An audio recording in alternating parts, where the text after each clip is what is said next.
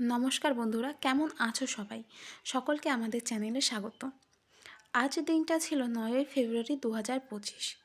দিনটা আমাদের কাছে খুবই একটা স্পেশাল দিন। ছোটোবেলা থেকেই আমরা এই দিনটাকে নিজেদের মন মতো করে সেলিব্রেট করতাম, কারণ আজ আমার মা বাবার অ্যানিভার্সারি। যখন আমরা ছোট ছিলাম, আমার মা বাবা স্কুলে যাওয়ার জন্য আমাদের ১০ টাকা করে দিত। মানে টিফিন টাইমে খাওয়ার জন্য ১০ টাকা করে পেতাম। আমি, আমার দিদি, আমার বোন তখন সেই ১০ টাকা করে সেভিংস করতাম এবং সেই সেভিংয়ের টাকাটা দিয়ে আমরা আজকের দিনটা সেলিব্রেট করতাম। খুবই ছোট করে, কিন্তু নিজেদের মন মতো করে। আমার বিয়ের আগের বছর পর্যন্ত দিনটাকে আমরা সেলিব্রেট করেছিলাম, কিন্তু আমার বিয়ের পরে আর এই দিনটা সেলিব্রেট করা হয়নি। প্রতি বছরই ভাবতাম যে আবার কবে আগেরবারের মতো এই দিনটাকে সেলিব্রেট করব। সত্যি কথা বলতে খুবই কষ্ট হতো, কিন্তু এই বছর আমরা সেলিব্রেট করছি। আমরা বলতে আমি, আমার বর, আমার দিদি, জামাইবাবু, মানে আমাদের ফ্যামিলির সবাই মিলে আজকের দিনটা সেলিব্রেট করছি সেই আগের মতোই, ছোট করে, কিন্তু নিজেদের মন মতোভাবে। আর দেরি না করে আমি আর আমার দিদি বেরিয়ে পড়লাম বাজারে যাওয়ার উদ্দেশ্যে।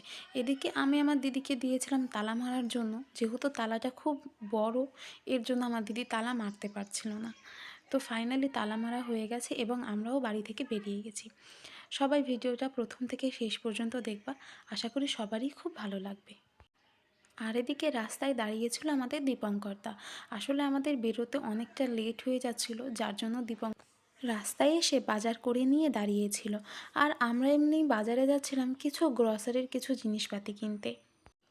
দেখতে দেখতে আমরা চলে এসেছিলাম আমাদের মুড়াগাছা বাজারে, যেখান থেকে আমরা প্রায়ই বাজার করে খাই। ফাইনালি আমি একটা গ্রসারির দোকানে চলে গিয়েছিলাম, আর ওখানে গিয়ে আমি আমার দিদির কাছে শুনছিলাম যে আমি কী কী নেব। ওর কথা মতো সব জিনিসই আমার নেওয়া হয়ে গিয়েছিল। নিয়ে আমি আমার বাড়িতে চলে এসেছিলাম। এখানে এসে ড্রেস চেঞ্জ করে আমি বেরিয়ে পড়েছিলাম আমার বাবার বাড়ি যাওয়ার উদ্দেশ্যে। এখান থেকে হেঁটে হেঁটেই যাওয়া যায়। যাচ্ছিলাম আর দুই বোনে বলাবলি করছিলাম যে কে কোন কাজটা করবে। যে যেইটা ভালো রান্না করে সে সেইটা রাঁধবে।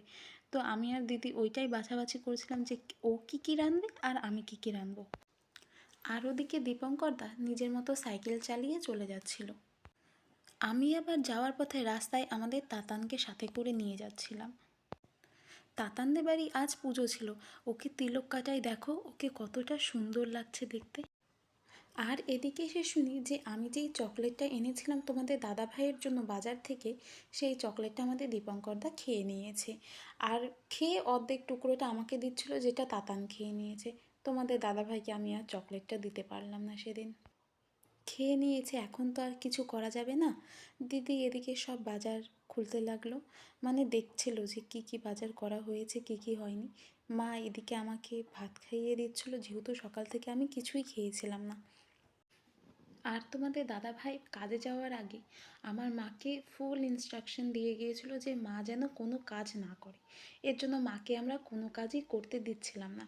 আমি এদিকে উনুনে রান্নাবো, এর জন্য সব জিনিসপাতি, মানে রান্নার যাবতীয় জিনিস নিয়ে আমি বাইরে চলে এসেছিলাম। এসে রান্নাও শুরু করে দিয়েছিলাম, যেহেতু অনেক দেরি হয়ে যাচ্ছে আর আমার বাবাও কাজ থেকে চলে আসবে। এর জন্য আমি একটু তাড়াতাড়ি এই রান্নাটা করছিলাম। আর আমার দিদি ভেতরে রান্না করছিল, মানে গ্যাস। সত্যি কথা বলতে আমার দিদি কিন্তু খুব সুন্দর রান্না করে। মানে ও যখন আগে ছোটোবেলায় রান্না করতো না, মামারা এসে এখানে খেয়ে যেত, পরে বাড়ি গিয়ে মামিকে বলতো ওইভাবেই রান্না করে দিতে। তো ও রান্না করেছিল 5 রকমের ভাজা, চাটনি, চিংড়ি মাছের তরকারি, মুসুরির ডাল, আরও অনেক কিছু। আমি যেগুলো রান্না করেছি সেইগুলো তো দেখানো হয়নি।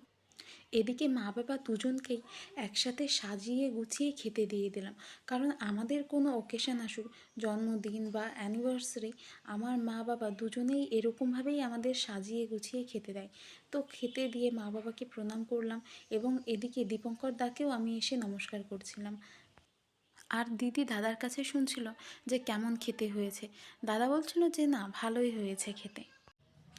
এদিকে মা বাবাও খাওয়া শুরু করে দিয়েছে, আর ওদিকে দেখি তোমাদের দাদাভাইও আজকে কাজ সেরে তাড়াতাড়ি বাড়ি চলে এসেছে।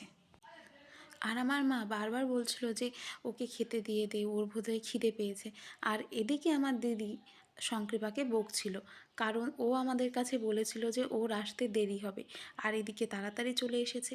এজন্য আমার দিদি বলছিল যে কী রে ভাই, তুই আমাদের মিথ্যে কথা কেন বললি। আর এদিকে আমার মা বাবা আজকে কত খুশি।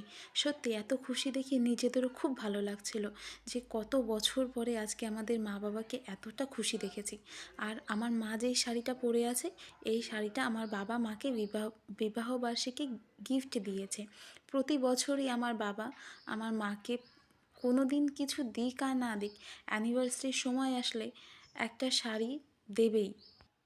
এদিকে মা বাবা আর তাতান মিলে কেক কাটছিল, দেখে সত্যি খুব ভালো লাগছিল যে কত দিন পরে আজকের দিনটা আমরা ফিরে পেয়েছি।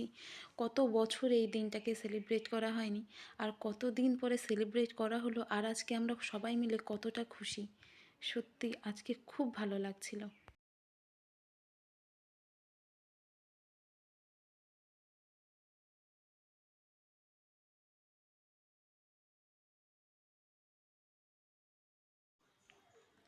তারপর আমার বাবা ওকেও একটু কেক খাইয়ে দিল। ভিডিওটা কেমন লাগলো আমাকে কমেন্ট করবা। আর সকলে ভগবানের কাছে প্রে করবা যাতে আমার মা বাবা একসাথে সারা জীবন এমন এরকমই হাসি খুশিভাবে থাকে।